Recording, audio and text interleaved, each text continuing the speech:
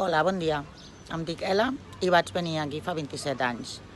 No sabia ni que es parlava el català aquí i em vaig apuntar de seguida a fer un curs. Immediatament em posava a parlar el català per on podia i que no coneixia gent d'aquí, que era a les botigues, i allà em passava sovint que la gent que veia que no me podia expressar bé em deia les coses en castellà i els deia no em canvieu l'idioma, no em canvieu la llengua, jo vull entendre, jo vull aprendre, parleu-me en català. I més tard, quan coneixia gent que era d'aquí, catalanoparlant, em passava una cosa semblant. Quan veien que faltava alguna expressió o deia malament alguna cosa, m'ho volien dir en castellà, quan tampoc no l'entenia millor. I deia sempre el mateix. Jo vull aprendre, jo vull entendre, parleu-me en català. Doncs recentment es va publicar un estudi que diu que en els últims anys van perdre més de 300.000 catalanoparlants, cosa que em sembla força preocupant.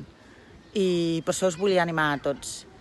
Doncs parlem en català, no canvieu la llengua i ajudem-nos entre tots a mantenir aquesta llengua que és preciosa.